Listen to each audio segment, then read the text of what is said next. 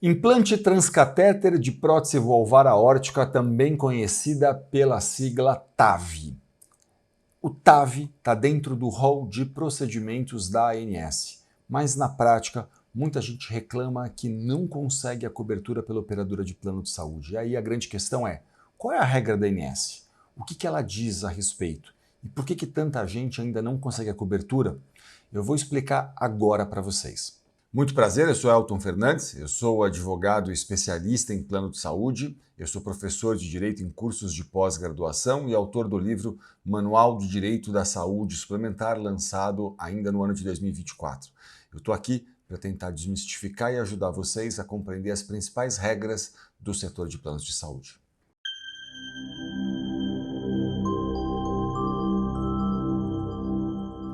Dentro do rol de procedimentos da ANS, aqui no anexo 2 da Resolução Normativa número 465 de 2021, consta que esse procedimento TAV tem cobertura obrigatória quando atendido todos os seguintes critérios. Todos os seguintes critérios, vejam.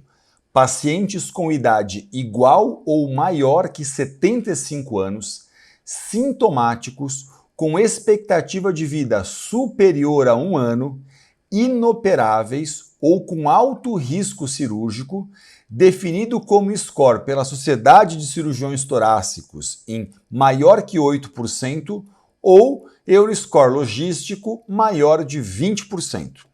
E também, vejam, avaliação por grupo de profissionais com habilitação e experiência na realização do TAV, incluindo, no mínimo, cirurgião cardíaco, cardiologista intervencionista, cardiologista clínico e anestesista, contemplando risco cirúrgico, grau de fragilidade, condições anatômicas e comorbidades.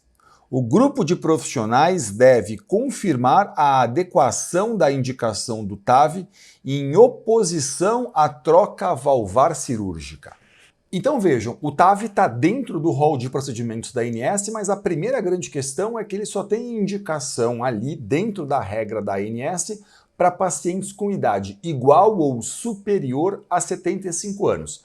Na prática, o que a gente vê? Na prática a gente vê o seguinte, 2 pontos basicamente.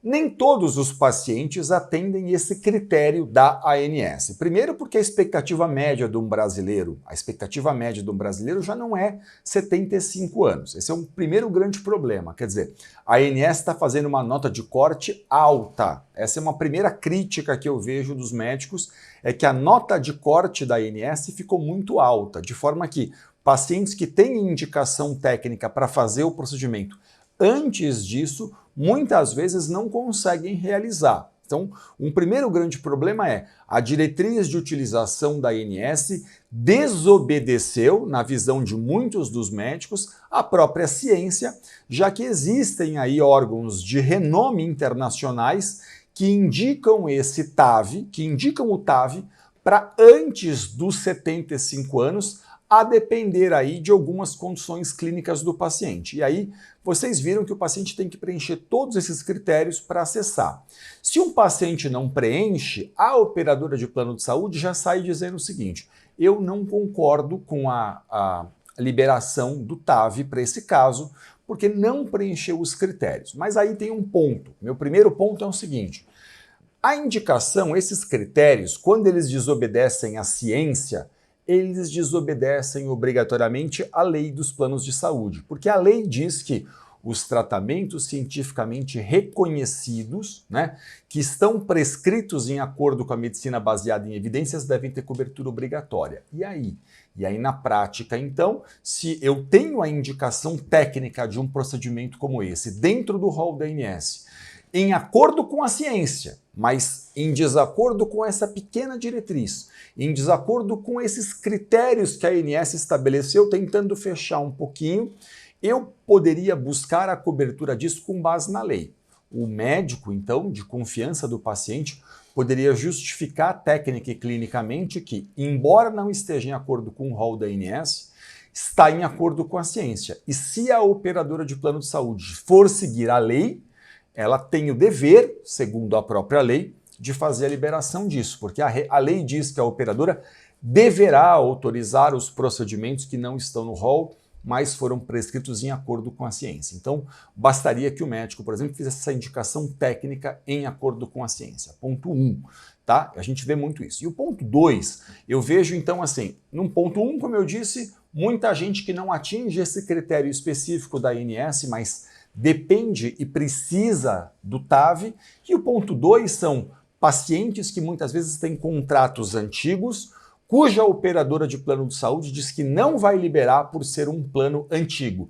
O que não faz nenhum sentido, porque é a mesma discussão que se fazia no caso de stent.